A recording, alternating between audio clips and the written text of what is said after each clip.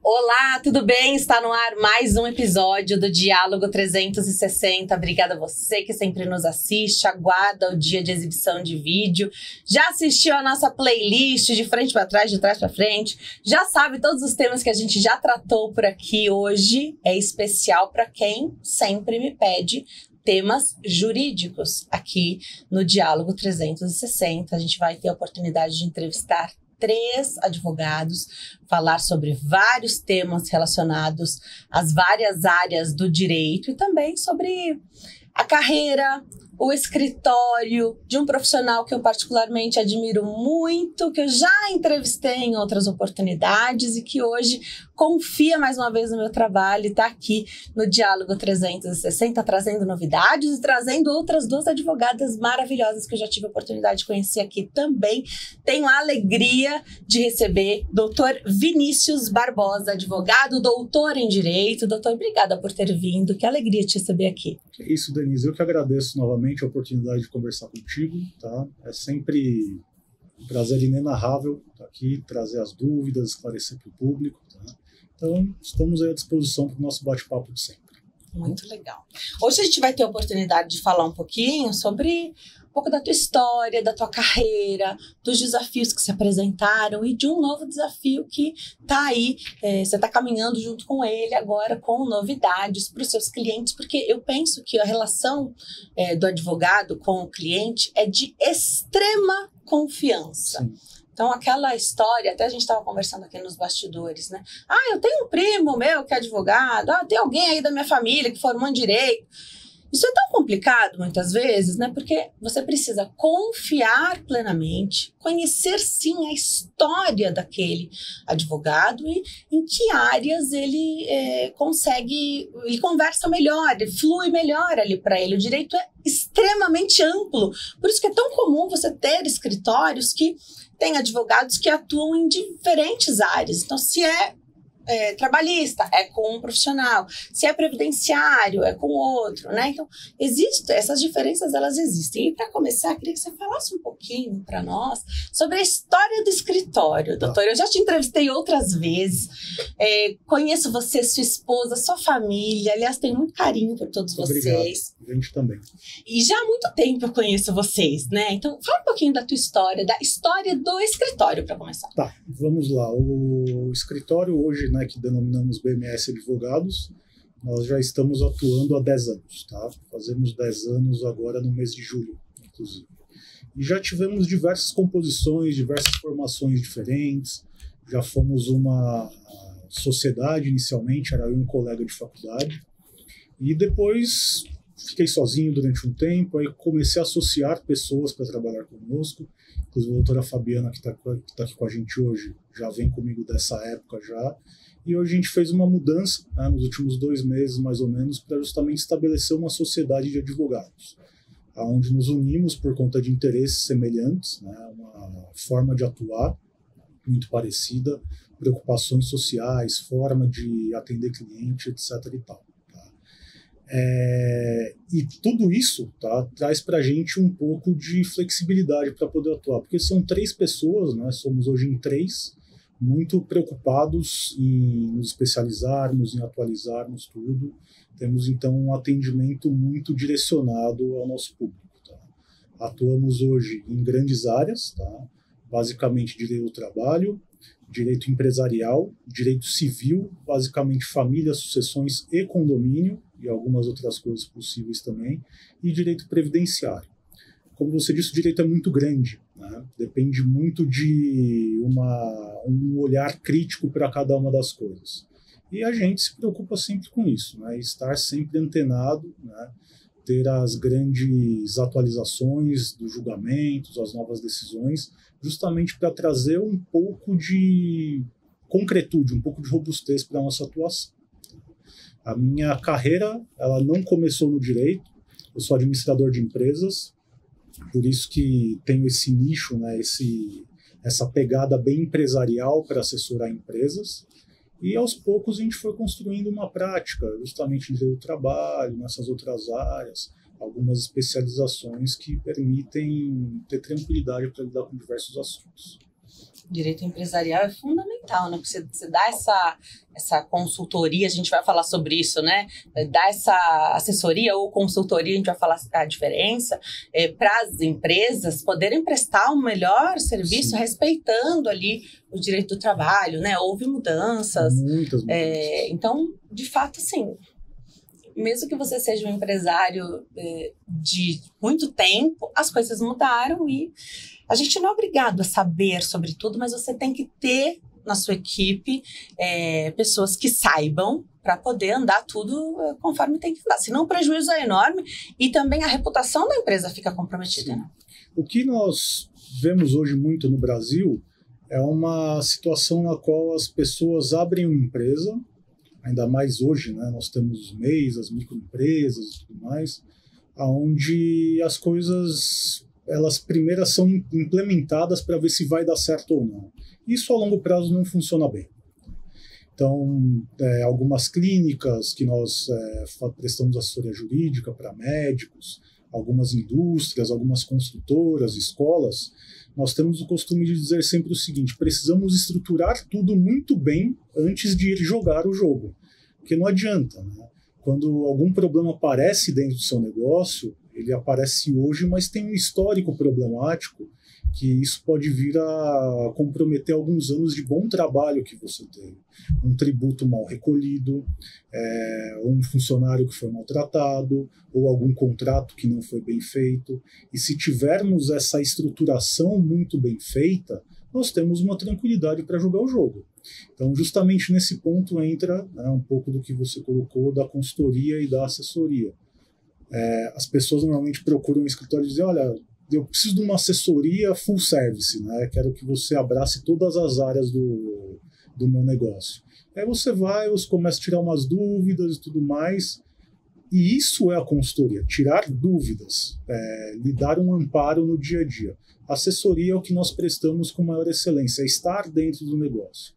É praticamente ter uma cadeira lá dentro dizendo: olha, estamos aqui, participamos, conseguimos lidar com o Ministério Público, conseguimos despachar junto a órgãos, prefeituras, e temos uma procuração para lidar com isso, né, em todos os termos jurídicos. Muito legal. Agora, você falou que sua primeira formação, então, doutor Vinícius, é administração de empresas. Sim. Quando é que o direito chegou na tua vida? O direito chegou na minha vida em 2007. Porque literalmente eu estava sem fazer nada, minha vida acadêmica tinha parado, e aí eu falei: eu preciso voltar a estudar. E aí voltei a estudar Direito e comecei depois da faculdade, né, em uma brincadeira com um colega: vamos abrir um escritório? Não. Aí depois ele me convenceu, depois de várias vezes, falou: vamos abrir um escritório? Eu falei: vamos, cara, vamos ver o que dá. E dá que hoje eu tô aí já nessa há 10 anos e hoje ele não advoga mais em escritório, né? O Dr. Rafael é um amigão meu, ele trabalha hoje no mercado financeiro, tá? E a gente continua muito amigo, lidando com tudo, e tudo muito ótimo. Tem muito a ver com o teu perfil, porque você não para de estudar, né? O advogado não poderia parar de estudar. Não pode. Não pode parar de estudar. Exatamente. Então, se o estudo te move também, é uma excelente profissão para estar, né? Porque depois da faculdade veio pós-graduação, veio mestrado, veio doutorado, que eu terminei há um pouco mais de um ano, né? E agora é brigar, né? É lidar com algumas atualizações pontuais de alterações legislativas, entender justamente para que ponto estamos caminhando. Então, hoje o nome do escritório é BMS. BMS, isso. Barbosa, Macedo e Severo. Tá? A doutora Fabiana Macedo, doutora Renata Severo. Estamos aí na luta para carregar esse nome. E se pensar nas configurações desse escritório hoje,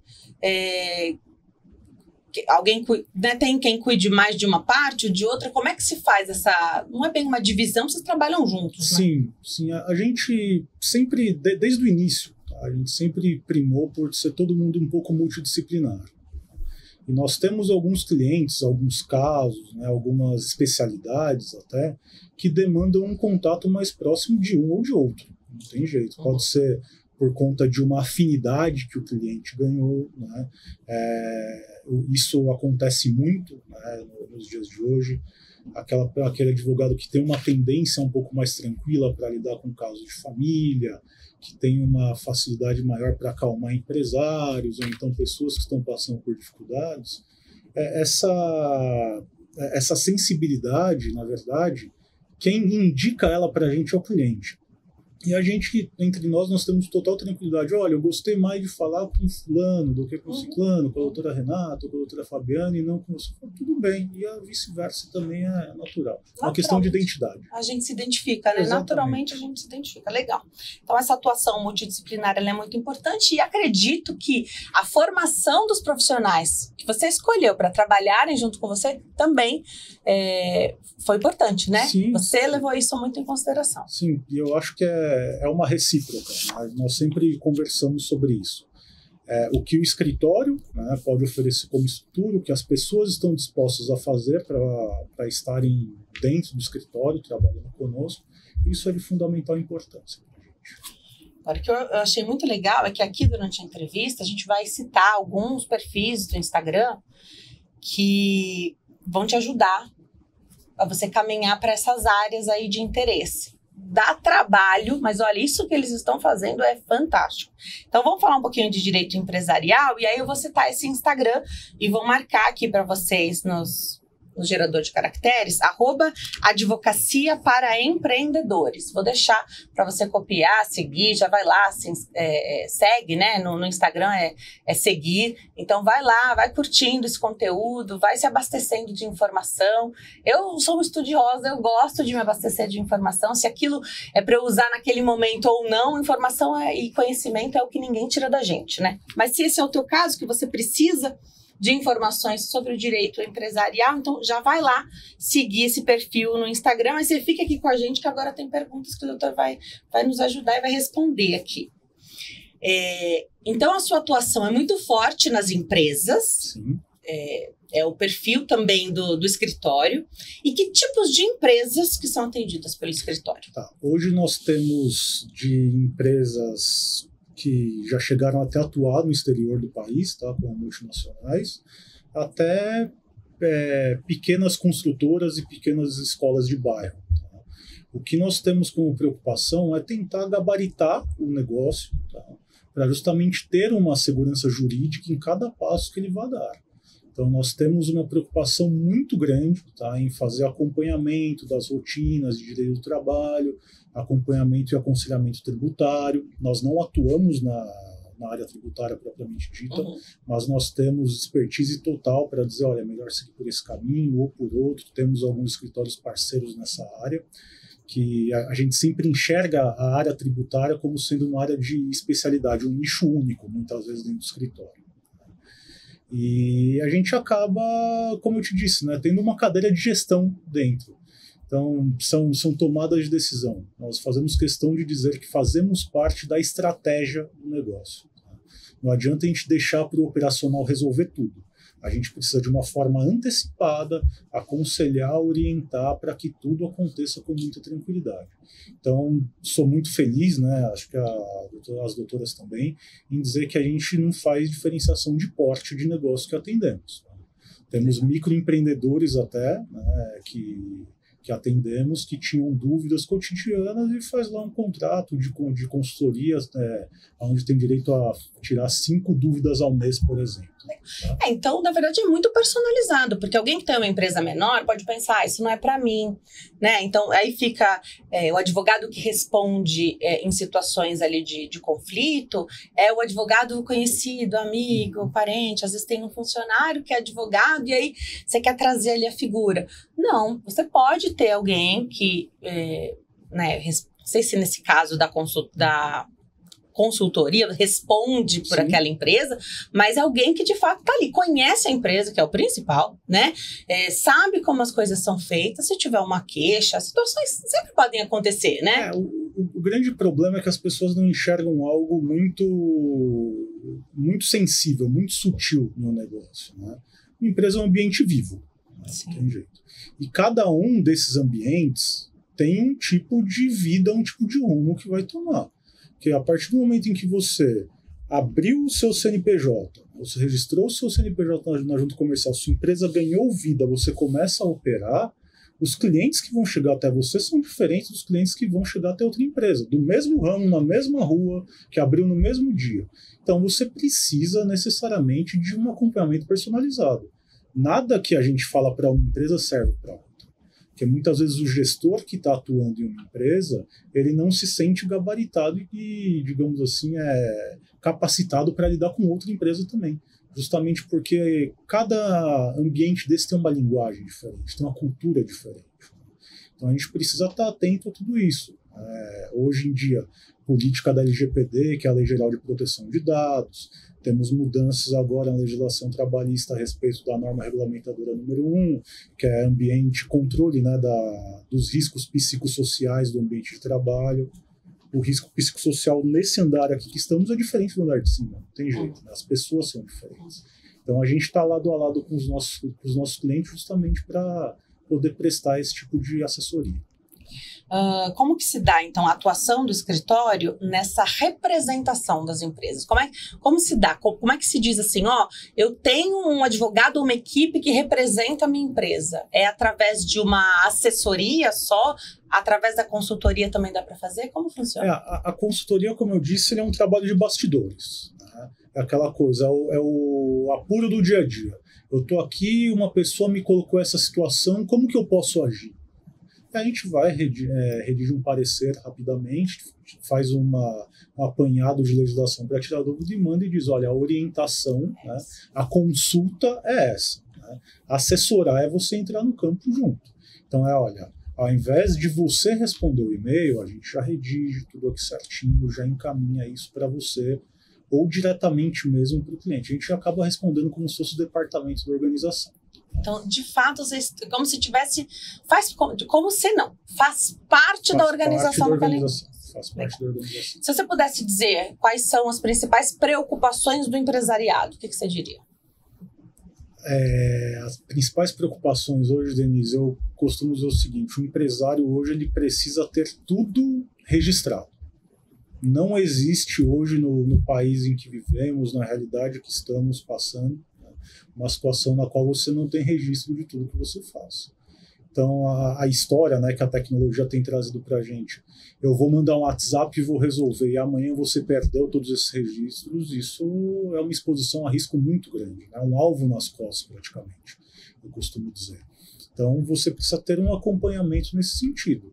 Você precisa ter a capacidade de reter essa informação de uma maneira útil, de uma maneira controlada, senão você está exposto a um risco imensurável. E, então, registrar tudo, ter os contratos, né, ter termos dizendo que pode, o que não pode acontecer, uma política para o seu negócio poder rodar, uma norma interna, né, uma normativa que diz o que o funcionário pode, o que o funcionário não pode, porque depois de um tempo, tudo que virou tolerância virou regra. E aí você não tem como voltar atrás nisso. Né? E aí você vai acabar sendo vítima do seu próprio negócio. Sabe o que eu vejo? Eu acompanho muito as reportagens do direito do consumidor e hoje tem vários advogados que atuam como jornalistas fazendo essa parte na internet, aí principalmente no YouTube, e eu vejo uma diferença muito grande entre a empresa que tem um corpo jurídico e da empresa que não tem. Então, antigamente, você respondia pela empresa com o e-mail corporativo. Senão você não podia, você vai mandar do seu e-mail, na época, né, nem era Gmail, era @hotmail, né, @ig, @bol, né, da nossa época, né. Não, né, não traz nenhuma credibilidade. Hoje, muitas empresas nem têm o e-mail corporativo. E aí você responde, o próprio funcionário, vou pensar aqui numa, né, uma empresa, está na recepção, a recepcionista usa o e-mail dela, pessoal, para responder a um e-mail do cliente, né? Ela oferece esse como se fosse o e-mail oficial.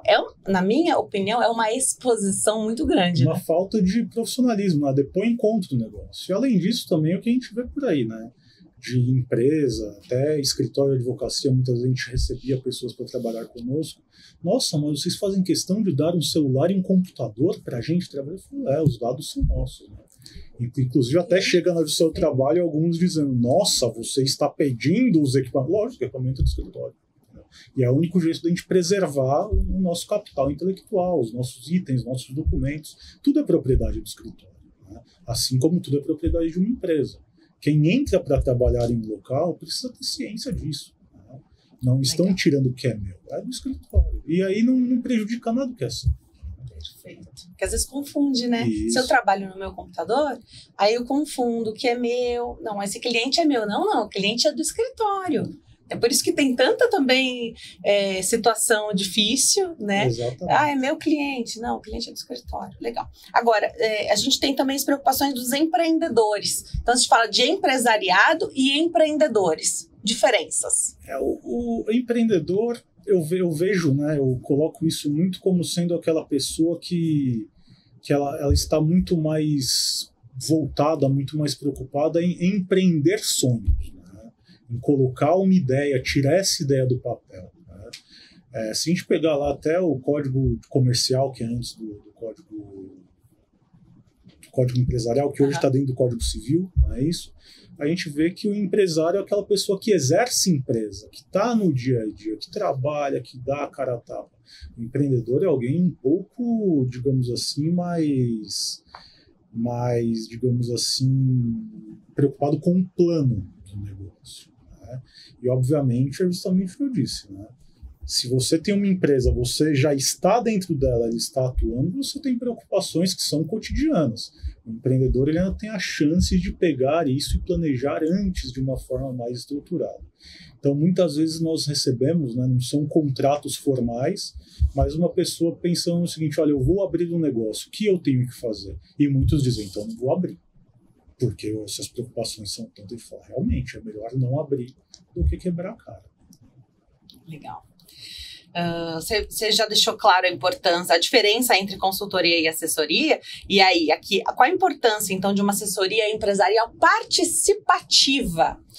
Não é só ter ali o corpo jurídico, mas é que ele participe, porque você fala que a empresa ela é viva e quanto mais funcionário você tem, mais viva ela é, né? Eu vejo o seguinte, Denise, a questão não é nem o número de funcionários que a empresa tem, é a operação que ela faz.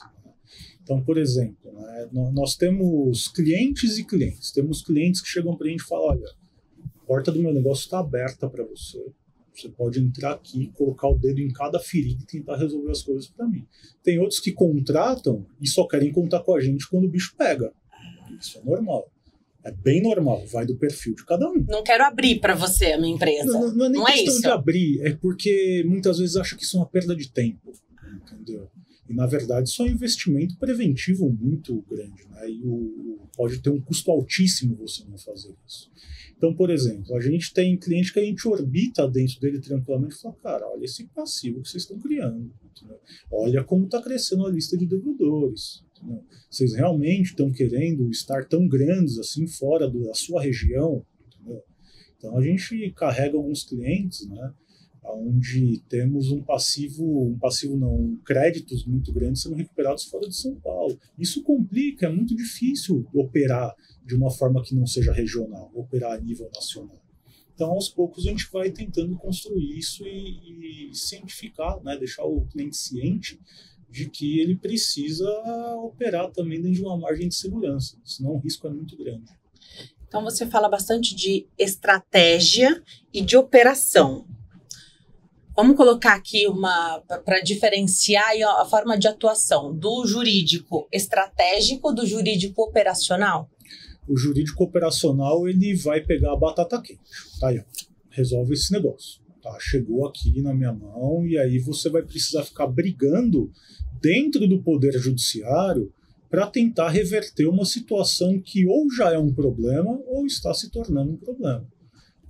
Se existir uma inteligência, né, se for implementada uma inteligência que cuide de pegar cada um desses detalhes e atuar preventivamente, falar, olha, os funcionários estão tendo muito acidente de trabalho, por exemplo. E aí, o que a gente faz? Vamos fazer algumas mudanças aqui nos nossos laudos, vamos fazer uma mudança na nossa documentação, escrever um contrato mais robusto. Tudo isso vai facilitar lá na frente. Então, ser estratégico é você dar um passo hoje pensando no 10º, 11º, 12º passo. A gente está, infelizmente, a gente ainda vive uma realidade onde a taxa de mortalidade de empresas é muito alta no Brasil, muito alta.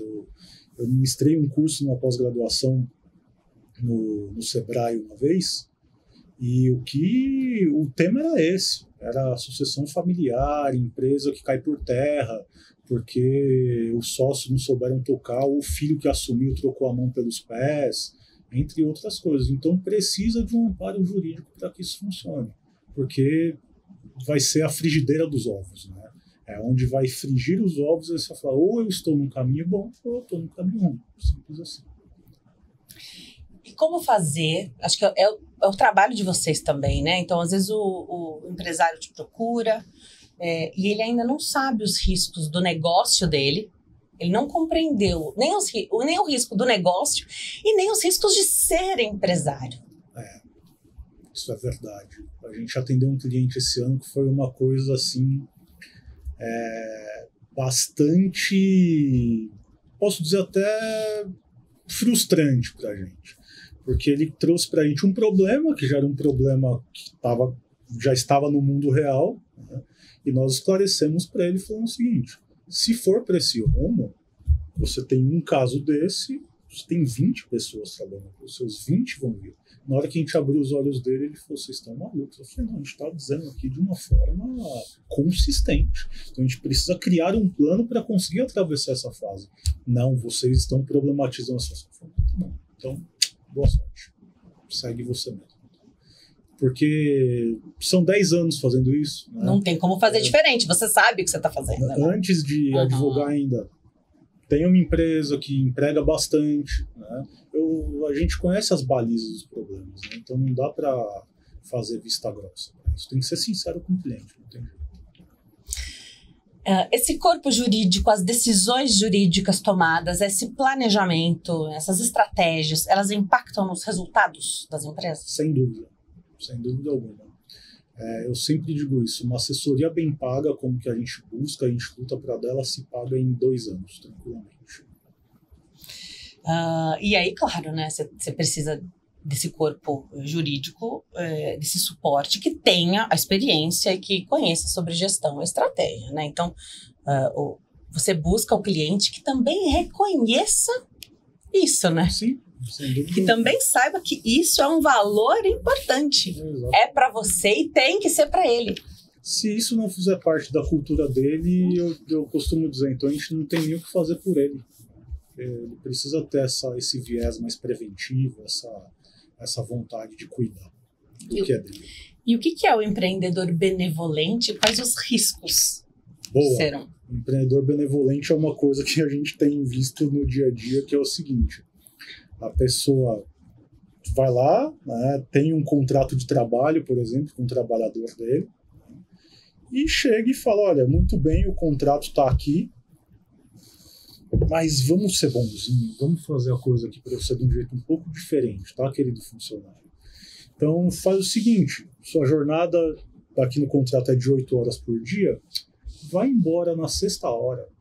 Não aponta o ponto da 7ª e da 8ª, mas ele paga, né, todos os meses às 8 horas. Tá? Sabe aquele fim de ano que eu vi que o funcionário está precisando de alguma coisa? É o 13º, 14º, 15º. Isso não está no papel. Isso não está escrito de uma forma adequada. E aí, cargas d'água da vida, né, um belo dia esse vínculo tem que ser encerrado, termina, essa pessoa é demitida e vem uma reclamação trabalhista cobrando tudo aquilo e o dobro. Aí o empreendedor benevolente fica bravo, mas eu fui tão bonzinho, eu fiz reuniões, eu falei que estava satisfeito e tudo mais. Ele fala, então, mas você vai ter que pagar de novo porque não fez corretamente. Deixe de ser bonzinho. Ou então coloque no papel. E tem aí mecanismos para cobrar essa sua benevolência. Senão você vai pagar de novo no seu trabalho. Não tem jeito.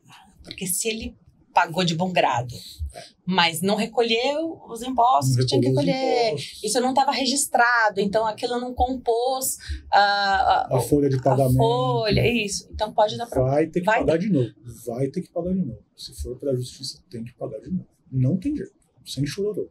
E ninguém entende, ninguém quer aceitar, e aí acaba levando a questão para o lado pessoal, mas eu ajudei tanto essa pessoa, então você ajudou porque você quis. porque você quis.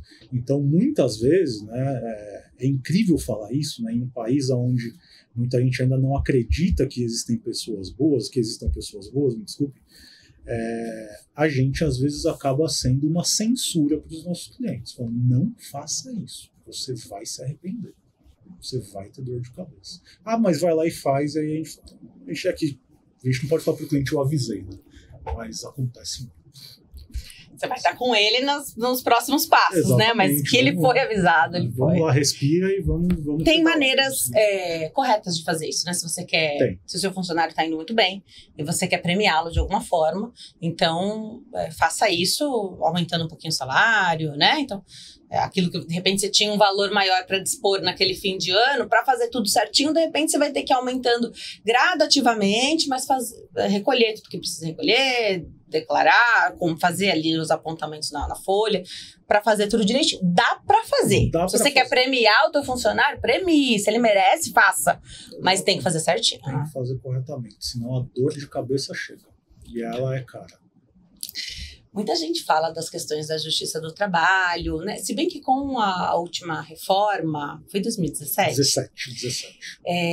Muita gente antigamente falava assim, se entrar, né? Se o trabalhador reclamasse algo, era certeza que ganhava. Depois, já não era assim mais em 2017, mas depois da reforma, é como se aquilo tivesse sido tirado do trabalhador, né? Então, não é bem assim, é melhor pensar e checar antes de entrar com o processo para saber se de fato ele é válido e pode ir para frente, né? E aqui a gente tem novidades interessantes sobre os 12 temas decididos pelo TST há pouco tempo. Faz cerca de acho que um mês mais ou menos, tá? A Justiça do Trabalho ela tem ganhado um modelo que se baseia muito em julgados, né? São súmulas, são decisões vinculantes. As decisões vinculantes são decisões proferidas pelos tribunais superiores que precisam ser observadas por todas as instâncias inferiores. E algumas coisas que vieram para a gente, que foram submetidas a esse plenário lá para ter essas teses vinculantes, são brilhantes, assim, e que no momento social, político que a gente está vivendo, ninguém está a fim de falar sobre isso, parece. Mas as coisas estão acontecendo e o nosso papel é esclarecer.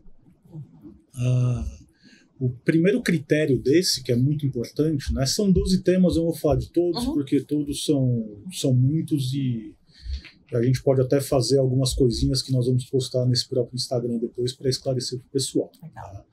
Mas basicamente aquela regra que existia, a famigerada regra, né, do acidente de trabalho e estabilidade, era uma regra que antes o funcionário ele precisaria passar 15 dias de atestado.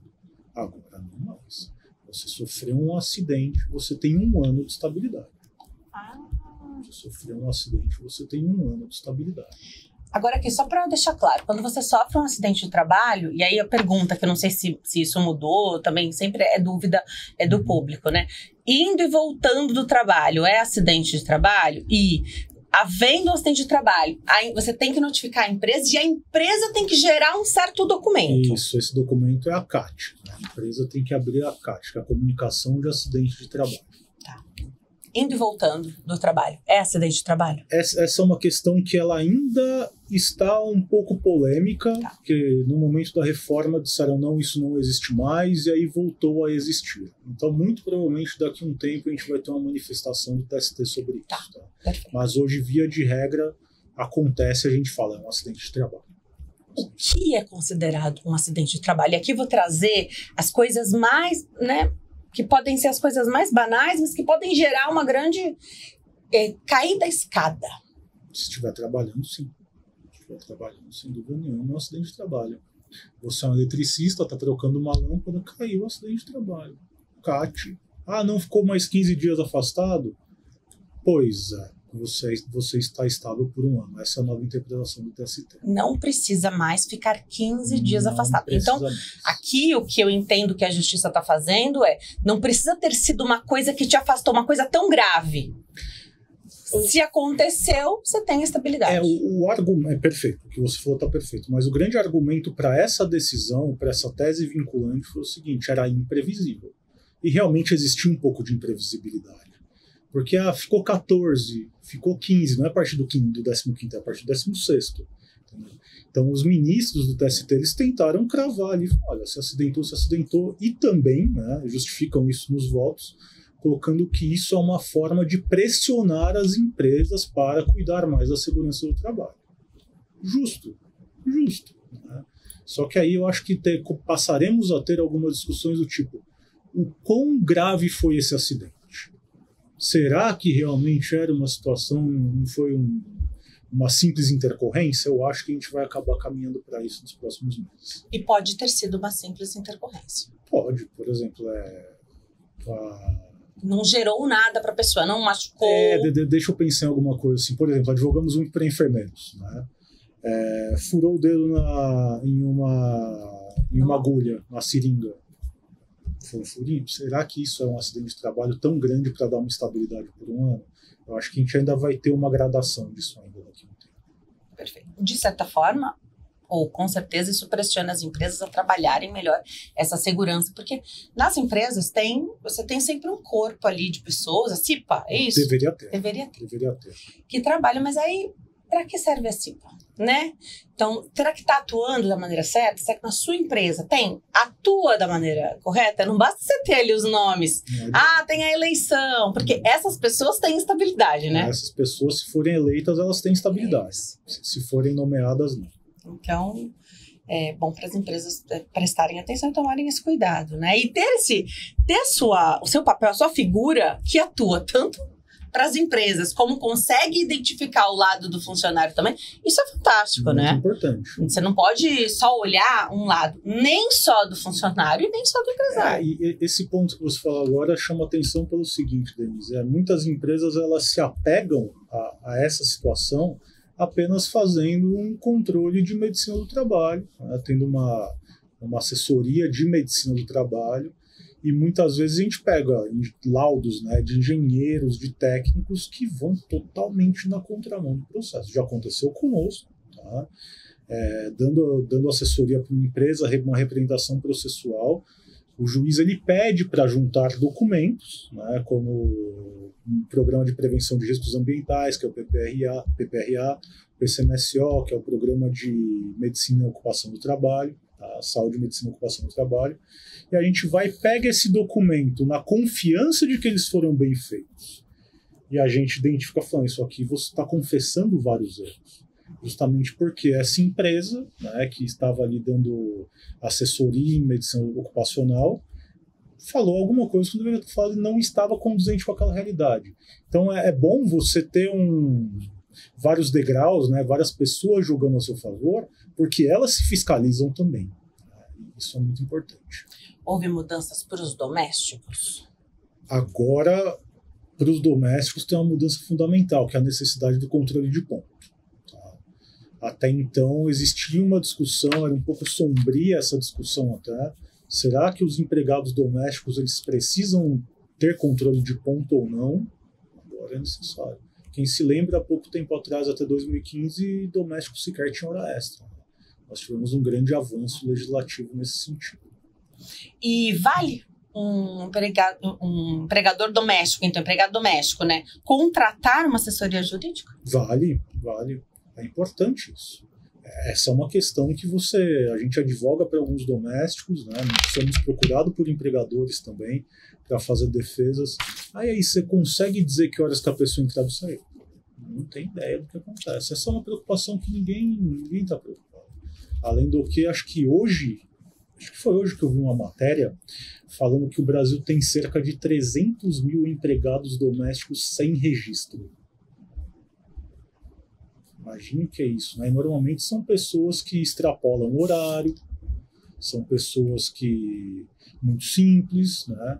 Algumas analfabetas, né? E como compatibilizar essas pessoas ao mundo real do Poder Judiciário? Chegou no Poder Judiciário, as indenizações elas são consideráveis. É uma pena que muitos não vão chegar ao Poder Judiciário por essa falta de informação, de conhecimento, né? Do acesso mesmo, né? Sempre alguém vai dizer, a gente tem os dois lados, sempre alguém que diz, entra na justiça, entra que você deve conseguir alguma coisa, e outra, lado, o pessoal mais simples às vezes fala, Mas eu tão moroso. vou te dizer uma coisa, Denise.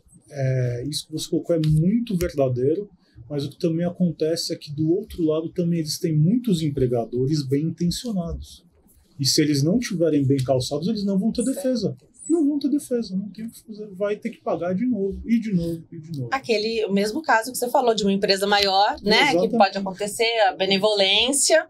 E se você não tem o registro, então assim, o registro ele é bom para as duas partes, o registro em carteira, ele é bom para as duas partes, né? Deixa tudo direitinho, nos conformes, assim, ninguém sai perdendo, né? Existe a possibilidade de ter um doméstico não contratado, só ele trabalhar 2 dias na semana. Perfeito. Mas você vai precisar provar que ele trabalhou só 2 dias na semana.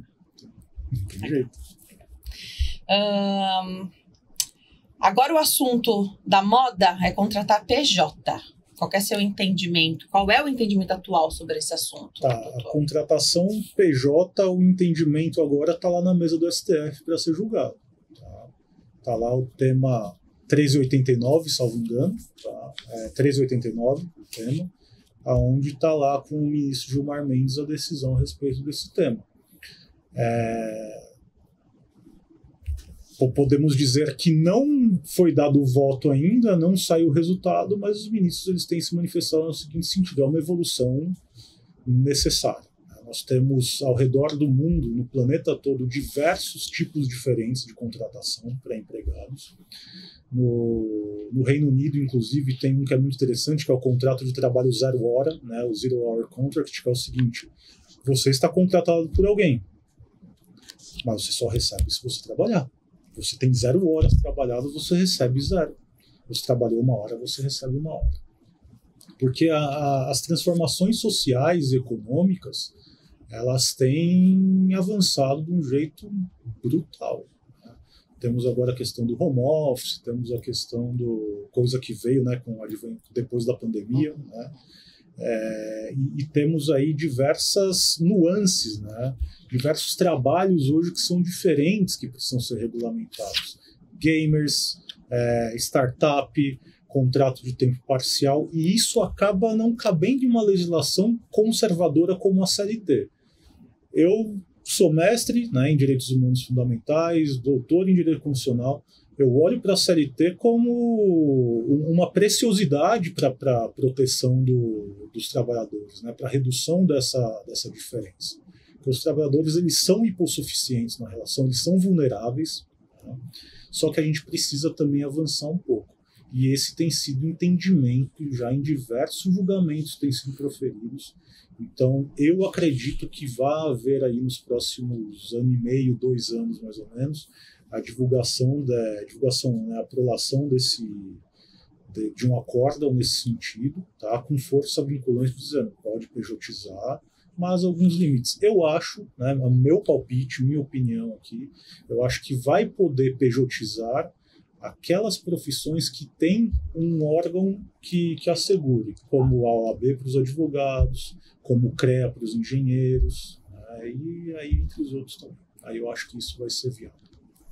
E aí um contrato muito bem feito, né? Um contrato bem feito. As regras do jogo têm que estar claras nesse contrato. Hoje nós temos diversos casos lá no escritório de PJ, tanto defendendo empresas como lutando pelo interesse dos empregados também, dos empregados, né, entre aspas, dos pejotizados, digamos assim.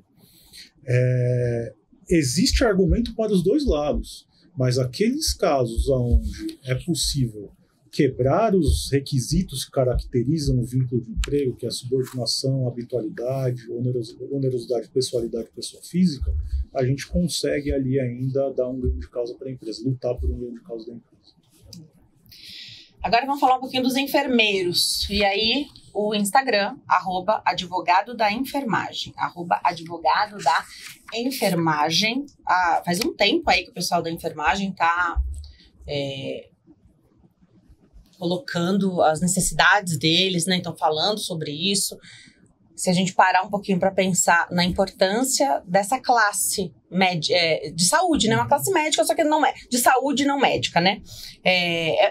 Os enfermeiros são muito importantes, né? Sim. E aí tem questões como o piso salarial, nacional. Como é que está hoje essa questão? O piso ele é válido, né? Tivemos aí, depois da pandemia, digamos assim, um atraso, né, em recompensar esses trabalhadores que sempre viveram à margem, né? Lá no escritório, os primeiros casos trabalhistas que eu peguei quando eu estava sozinho ainda foram de enfermeiros contra hospitais. Então a gente conseguiu formular algumas teses que são muito robustas. Então, tanto para cuidador como para enfermeiro, pessoal que trabalha em home care, a gente tem um índice de êxito muito grande, por isso esse Instagram foi o primeiro dos que nós fizemos. Tudo isso acho que uma forma de agradecimento ao que esses profissionais fazem por nós. E depois da pandemia surgiu a discussão do piso salarial da enfermagem, que foi uma briga mais que justa, né?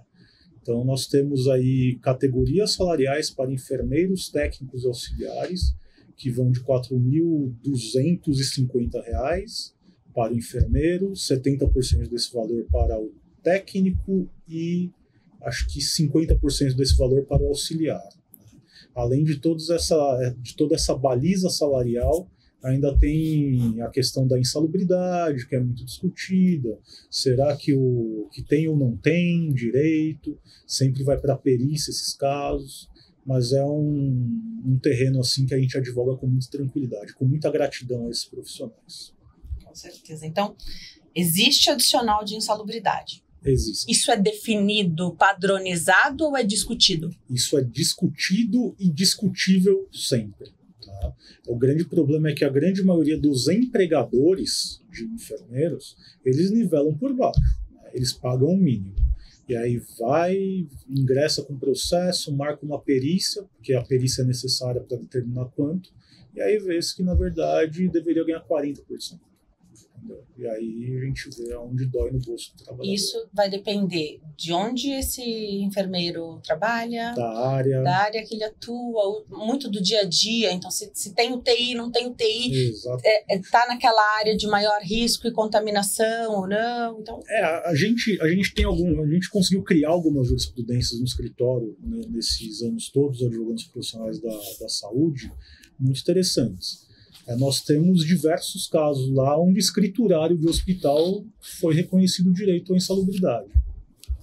Ele estava lá, estava recebendo pessoal e tudo mais, então E por não ser, veja bem, aqui vou trazer meu entendimento de leiga, né? Por não ser um profissional da saúde, muitas vezes ele não tem um entendimento de como se proteger de determinada demanda, né? Porque o profissional da saúde, ele sabe como se proteger. A distância que, de repente, ele fica ali sem estar paramentado de um paciente que pode oferecer determinado risco, né? Então, todo o equipamento, como ele se paramenta, o que ele utiliza. Quando você tem esse conhecimento, é diferente. Ele está lá, dentro do hospital, sim, dentro do lugar onde é bastante contaminado, sem ter essa informação, então ele está mais vulnerável. Exatamente. Legal, então existe entendimento para isso. Existe entendimento nesse sentido. Também, legal. Agora vamos para direito de família. E aqui tem um Instagram, @direito dos filhos. @direito dos filhos. Vou deixar aqui, enquanto a gente fala sobre esse assunto. Direito de família também está sempre em alta, né? É a briga, né? É o barraco. É porque ninguém quer ter uma situação aí de desentendimento ou desacordo entre os genitores. Aqui eu não estou nem falando de divórcio, né? Então você vai dissolver uma união, dissolver um casamento. É muito triste, ninguém se casa pensando em fazer isso, eu tenho certeza. Mas aqui pensando na família, pai nunca vai deixar de ser pai, a mãe nunca vai deixar de ser a mãe. Então, esse conflito só tem um prejudicado. A criança. Eu até fiz essa menção aqui, o barraco, porque a gente vê os programas na TV e tudo mais, a gente imagina sempre esse pandemônio. Mas é possível atuar nessa área de uma forma respeitosa, né, para conduzir as coisas muito bem. Porque o grande problema são os escrúpulos dos pais, como você disse, e das mães também, muitas vezes. Né? Mais dos pais, mas com as mães também.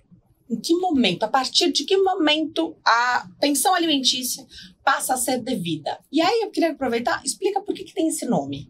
Putz, Denise, você fez a pergunta que eu gostaria de responder para todo mundo. Assim. Veja bem, as pessoas elas acreditam que a pensão alimentícia, né, o valor a ser pago a título de alimentos para um filho é uma obrigação natural, que a mãe pensa. Né? Eu tive um filho, gerei um filho, meu filho nasceu e só por conta disso o pai eu já posso cobrar alimentos dele. Não é assim que funciona. Enquanto não existir uma sentença determinando o pagamento da pensão alimentícia, nenhum valor é devido. Nenhum valor é devido. Então, o que nós costumamos dizer para as mães é o seguinte. Eu sempre faço essa pausa porque também já chegaram pais na situação de vulnerabilidade nessa situação, mas é a minoria. Tá? O que nós sempre dizemos para as mães é o seguinte: o direito que você está postulando quando se trata de ação de alimentos não é seu, é da criança. Tanto que o titular do direito postulado é a criança. A criança é o titular da ação representada pela mãe. E aí a gente fala, ou você entra com isso, ou você nunca vai ter dívida nenhuma, não vai poder executar nada, não vai poder ser preso, não vai poder, digamos assim, bloquear nenhum tipo de bens, não tem exigibilidade. Entendeu? Então a gente sempre diz o seguinte: não tenho condições de pagar um advogado, procura a Defensoria Pública. A Defensoria Pública de São Paulo é uma defensoria muito, muito atuante, tá? Tem defensores públicos, obviamente algumas pessoas dizem, né? Não anda tão rápido como se fosse no particular, mas o direito está aí, faça uso dele, porque senão seu filho vai acabar ficando sem esse direito dele no futuro. E aí depois de 3 anos, você já perdeu 3 anos do dinheiro do seu filho. Você não consegue... Sem a sentença, é impossível retroagir.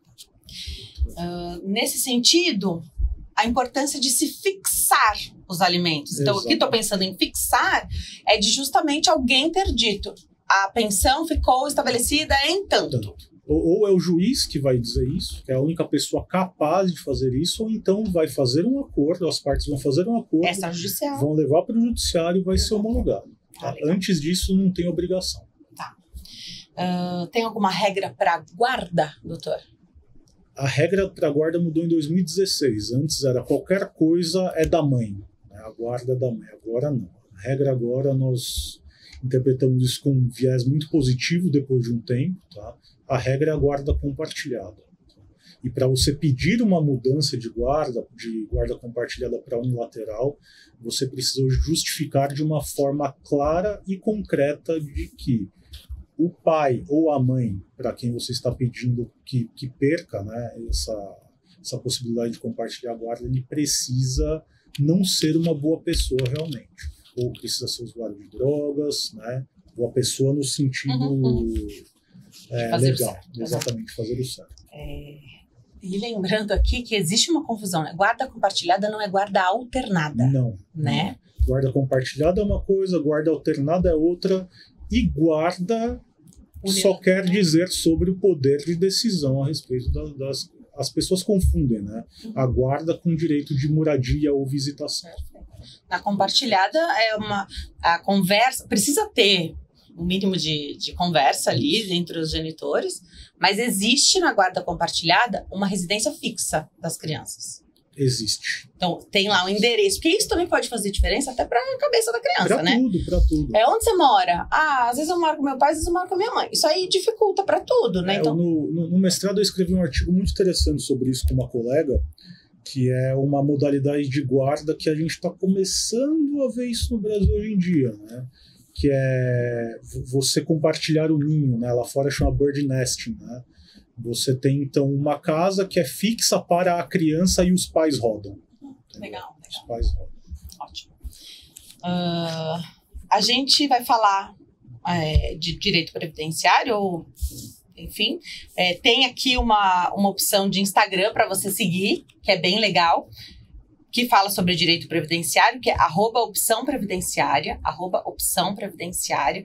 Aqui, os Instagrams, os perfis de Instagram que eu tô falando, eles são todos fonte de conhecimento para você, tá? Então, nem tudo que a gente olha na internet é bom, né? Vem de fonte confiável, essas são, tá? Então, e também tem o direito de trânsito, que é @sistema trânsito legal, @sistema trânsito legal, e é sobre o trânsito que a gente fala agora. Quais são os tipos, então, de indenização que são possíveis de buscar depois de um acidente de trânsito, doutor? Tá, as pessoas, elas vivem achando que um acidente de trânsito se limita à perda material, né, do automóvel e tudo mais. Nós temos diversos casos lá no escritório exitosos, onde nós fomos atrás não apenas da obrigação de reparar o veículo também, mas também os lucros cessantes, que foi o tempo que esse veículo ficou parado, que impediu a pessoa de receber alguma coisa, tá? E também a questão dos danos materiais, danos morais, tá? E outras coisas também. Então é uma indenização que a gente consegue postular de uma forma bem completinha, bem global. Tá? E quais são as preocupações, então, que uma pessoa deve ter quando sofre um acidente de trânsito para que ela tenha esses direitos resguardados, né? Hoje em dia, está todo mundo com o celular na mão, alguns inclusive sofrem acidente de carro porque está com o celular na mão. A gente sempre recomenda que, se tiver condições para isso, né, que tire fotos do local, tire foto do carro, foto da placa, foto do documento da outra parte, né? Porque dentro do Poder Judiciário, por mais que a pessoa condutora do veículo não tenha lhe dado o documento dele, tirando uma foto da placa do carro, a gente consegue buscar, tá, o paradeiro dessa pessoa e também definir exatamente aonde está esse veículo, de quem é a propriedade, para que possamos responsabilizar. Tá? E principalmente coletar algumas testemunhas também. Então, ver se tem alguma câmera próxima, etc. E tal. Hoje em dia sempre tem, né? Sempre tem. Isso pode ser usado para nós, né? Sem assim. dúvida. E acabou ali o cenário do acidente de trânsito, delegacia, boletim de ocorrência. Imediatamente. Tá? Imediatamente. Conte exatamente a versão que aconteceu, tá? Passe depois para pegar o boletim de ocorrência, porque aí, se a outra parte, né, tiver impor algum tipo de dificuldade, o judiciário vai estar aí para resolver isso. No caso de foi um acidente, só material e foi por um buraco na via, por exemplo. É possível responsabilizar o Estado. Tá? É possível responsabilizar o Estado, é um tipo de responsabilidade objetiva, tá? Onde uma ação, muitas vezes até em pequenas causas, consegue resolver. Qual a importância de ter um seguro para o automóvel? Total. Né? Você vai ter alguém para te resguardar e garantir os danos que você causar ou que você vier a sofrer. Então, as pessoas muitas vezes se limitam à cobertura de casco, né? Que é o casco do carro, do veículo bateu, tem que trocar alguma coisa. As coberturas, elas são muito amplas, né? Tem cobertura de farol, cobertura de vidro, coisas que facilitam a sua vida, né? Não tem jeito. E principalmente hoje em dia, né, você majorar, né, a cobertura para terceiros. Hoje em dia está cheio de carro de 300, 400, 500, 2 milhões de reais andando na rua. Tá? E aí tem também uma cobertura bem interessante, que é o APP, Acidentes Pessoais por Passageiro, que você indeniza as pessoas também. O pessoal que tem a nossa idade viveu esse momento, né? Porque antigamente, quando eu comecei a dirigir, tinha essa cobertura aí de 30 mil. De 30 mil. Hoje, imagina. Esquece, não faz nada. Não faz nada. Acho que nem tem mais o de 30 mil, essa eu categoria. Eu acho que tem. Não faz, não. Aumenta tão pouquinho, né? Você aumenta ali bastante esse valor, o máximo que você conseguir, porque aumenta pouquinho no teu seguro e você fica com essa cobertura muito melhor, né? Seguro. Imagina, 30 mil você não... Infelizmente, viu? Um carro popular hoje, nem tem carro popular, né? Não existe mais essa categoria. Tá para 100 mil reais. Então, assim, é difícil. Você fala de coberturas que são interessantes a gente não esquecer. O que seria, então, só para a gente lembrar na hora de contratar um seguro? É seguro em favor de terceiros, né, que é para cobrir o veículo alheio, né, acidente pessoal por passageiro. Tem alguns até que trazem danos morais, no caso de alguma discussão de trânsito. Então tem muitos produtos completinhos aí que um bom corretor pode assessorar. Legal. E se isso precisar ir para o judiciário, vai ser muito fácil. Tá? Tem até uma cobertura, eu vi há pouco tempo, interessante para cobrir gastos jurídicos. Ótimo. Tá. Bem legal. Que às vezes é um valor que você não estava imaginando. Se acontece uma coisa que você precisa, é um valor que tem que sair de algum lugar, né? Exatamente. Para terminar esse nosso primeiro bate-papo aqui, direito condominial. Eu adoro falar de direito condominial. Eu acho que a gente tem que saber cada vez mais. A gente vive, né, assim, a maioria das pessoas hoje vive em condomínio, seja ele de casas ou num edifício, né? Então a gente vive sob regras do condomínio. E tem um papel que é importantíssimo, que é o síndico. Sim. Quem é o síndico num condomínio? O síndico, ele é, ao contrário do que todo mundo pensa, né, um representante do condomínio. Né? Todo mundo acha que o síndico, ele é o faz tudo, ele é o cara que tem que resolver todos os problemas, que tem que estar presente em todos os horários, etc. e tal. Então nós advogamos hoje para 2 condomínios, e o que nos chama muito a atenção é as pessoas acharem que o síndico não tem vida, né? O síndico não tem horário, o síndico precisa estar disponível 100% do tempo e fisicamente para atender as pessoas. Não, o síndico é um porta-voz, né, de todos que elegeram ele. Então o que acontece? As pessoas normalmente perguntam, o síndico não quer me atender. Como o síndico não quer te atender? Não, ele falou para eu deixar o recado na portaria. Eu falo, pô, o cara tem vida, né? Ah, mas aconteceu alguma coisa, o síndico não estava lá. Mas tinha alguém do condomínio que estava lá? Sim, tinha. Então, fique tranquilo. A grande verdade é que o síndico, ele é um representante do condomínio, só que, em contrapartida, tá, ele tem a responsabilidade civil e criminal por todos os atos dele, ativos ou omissivos. Então, ele precisa sempre deixar alguém ali à disposição para atender. E aí, com certeza, isso vai estar na portaria, vai ser o porteiro, vai ser o zelador, alguém que tem uma tratativa imediata com ele. Muito bom. E para dizer que é um condomínio, tem regra? O que é um condomínio? Tá. Um condomínio é uma comunidade de pessoas que se submetem a uma regra de uma convenção coletiva condominial. Essa convenção coletiva condominial é o conjunto de regras de todos que moram ali no dia a dia. Então, o horário, o uso do elevador, como vai acontecer, se pode ter animal ou não pode ter animal, qual que é o porte, etc. E são várias discussões que, assim como nós estamos da empresa, né, é um ambiente vivo. Não tem o que fazer, cada condomínio é um condomínio. Então, precisamos aí zelar principalmente pela paz de todo mundo. Entender que o condomínio é uma entidade, uma instituição que tem um fim próprio, que é conservar aquele imóvel e garantir a segurança de todo mundo que está ali dentro. Legal. E como é que funcionam as despesas do condomínio? São rateadas igualmente entre todos que lá residem. Tá? Isso é legal, porque são várias unidades, né? Então você pensa, e se alguém está inadimplente, recai sobre os demais? Não pode recair nesse Todo momento. mundo vai ter que contribuir à medida, né, para sanar essa diferença, mas essa pessoa tem o compromisso de pagar. Inclusive, o próprio imóvel pode vir a responder. Você falou já que uma queixa, às vezes, é algum morador dizer, eu entrei em contato com o síndico, ele não me atendeu. Ele é obrigado a atender a todos os moradores a qualquer hora? Porque hoje, com o WhatsApp, a gente perde um pouco, às vezes, Perde a mão. Né? O horário? Não é. Ele precisa oferecer meios ali para esse atendimento. Pode ser o livro ata da portaria, tá? Pode ser um e-mail, pode ser via administradora, né, que trabalham muito lado a lado com o síndico. E ele, da mesma forma, não precisa estar presente em todos os eventos do condomínio ou precisa? Não precisa. Aí ele vai ser reportado, então... Exceto assembleias, né, os eventos oficiais. Sim, legal. Hoje tem o síndico profissional, Sim. Né?